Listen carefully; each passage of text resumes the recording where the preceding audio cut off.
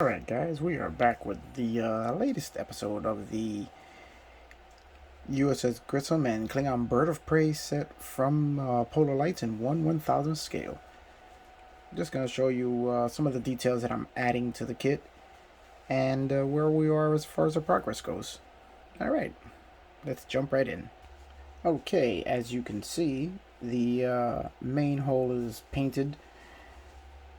The way I painted this, I put a Tamiya light gray primer underneath it, and then I just laid a very thin coat of white to give us, instead of a very bright stark white, a almost a dirty, slightly dusty white. Still looks clean enough to be a Federation ship, but not a super shiny brand new Federation ship, which the Grissom wasn't. You can see here that I did the seam work here. I'm not 100% happy with it, but I think that once the decals are applied and the final gloss coat over it, it should pretty much hide what's left there. There is a little bit of a gap here.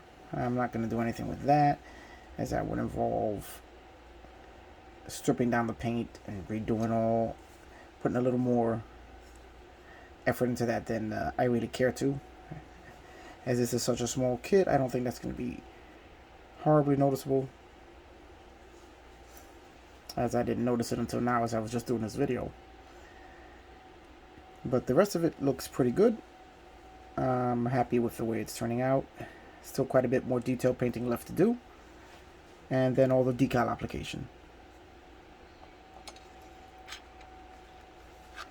Here we have the saucer section. I have the open hangar bay door completely finished. I had to enlarge it just a little bit. It's going to be a little bit larger than the rest, just to fit the to allow the shuttle that I'm placing in there to fit. So we're going to say that that's just the main hangar bay. So hopefully it won't be too large and distracting when it's all together. Had to enlarge it quite a bit. Also had to grind out all of the excess plastic here, as it had a complete door molded into it. So I had to grind all of that away and thin out the plastic here, just to make enough room for the shuttle that I plan on using to fit. Now, to do all of that, I use my trusty Keshi rotary tool. This thing is in I can't live without it now. As far as modeling, this thing is just so handy, and used as a drill, as a grinding tool, whatever I need a cordless tool for, it's here. It's tiny, it fits in the palm of my hand, USB charging, lasts a very long time on a single charge, and has just come in useful for a ton of stuff. If you guys need a nice rotary tool, I really recommend this one. Alright, let's get back to the actual model. So here we have that open. Now this saucer section also needs quite a bit of detail painting left to be done. The doors are all a gray. On the hangar bays, this is going to be, from what I can tell from the photos I've seen it gray here and silver here, or silver completely. Haven't decided which way I'm going to go with that yet. Trying to be as accurate as I can. Okay, now for what all the work has gone into. Here we have the landing bay, the hangar bay, and the small shuttle that is going to be sitting in the landing bay that you'll be able to see through the doors on the saucer section. This thing is tiny, as you can see, and it was a hell of a time doing what little detailing I could to it. Here we have the Customs Federation pennant in red. You can see the warp engines are detailed out. Put a little panel line paint to give it a little definition, a little shadowing.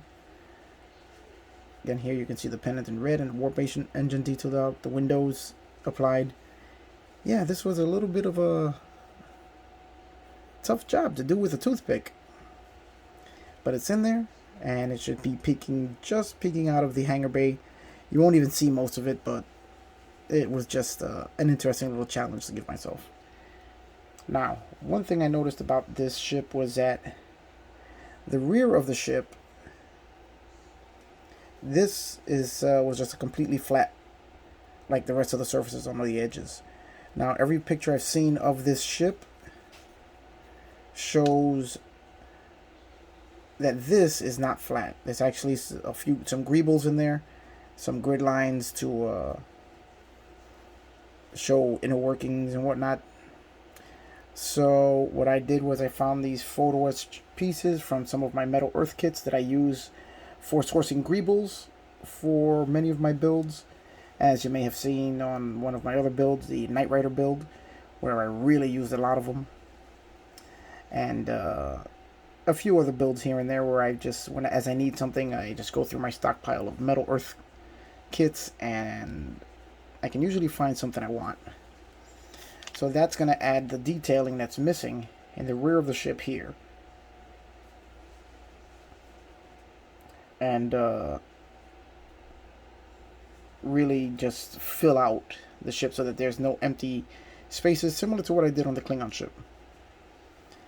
Now this is going to be flat coated completely, so it's not going to have that high shiny metal look, and it'll blend in more with the ship as I flat coat the entire ship after all the detail painting. So let's just take a quick look here and we'll get a quick peek at what it's hopefully will look like when it's done and everything's together. This is going to be the saucer section. And let's see, it's kind of hard doing this through the camera. Let's align this all up. There we go. So let's just give you a quick peek, as I'm not going to set it down completely. But this is what you're going to see as you look into the saucer section there. I think that is working out pretty nicely. You can actually see a little bit of the red pennant on the shuttle as it's sitting in the hangar bay. So I'm actually really kind of happy about that.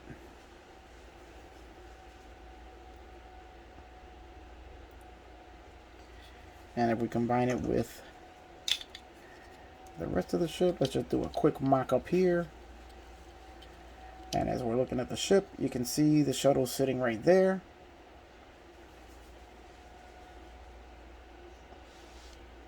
I'm really happy with the way that turned out. Now this shuttle is supposed to be 1/1000 scale also. It looks a little bit larger to me, or maybe the hangar bays on the Oberth class ships are just too small for the larger Federation shuttles. But I think that's going to work out just fine.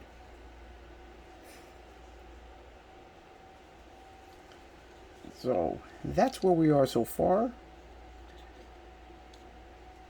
As you can see, the light coating, you can see shadows left by the thin coat of white paint. It adds some shadowing and gives a little more depth to the piece. As some of the gray is showing right through the white, I think gives it a much more realistic appearance than the completely stark white paint job. Alright guys, that's it. Don't have the warp engines together yet. Those are coming next after some detail painting. And one last challenge I'm going to have to face is what I'm going to do about the seam on the saucer section here. Once I fully seat the saucer section down, there's going to be a seam there. Now, I've seen several builds of this ship where modelers leave the seam alone. Others have made it disappear. I haven't decided what I'm going to do yet, as it's going to be very difficult for me to do all the seam filling and then repainting with the shuttle there. So I may just live with the seam. Haven't decided yet. It's not going to look horrible. So I'll make that decision when the time comes. Alright guys, well that's it for now. Just a quick look at the where I am with the progress on the ship. And I'm going to leave it here. I just really like the way the gray is, the light coating of the white paint is giving a nice shadowing effect to all the parts. I'm really liking that. Especially in this dim light. If I brighten the light, let's brighten the light up a little. Whoops, wrong color. There we go. Now let's just brighten this up. Even at its highest setting, you can still see. I like the look. I do like it. Alright guys, that's it. I'm gonna go now. Remember, like, subscribe, give a thumbs up. Spread the word about the channel. And join me on my Facebook page, Onyx Models, where you'll see a lot more pictures of this build and a whole bunch of other stuff that we got going on there. Alright, I will see you guys on the next one, where we will continue with this build.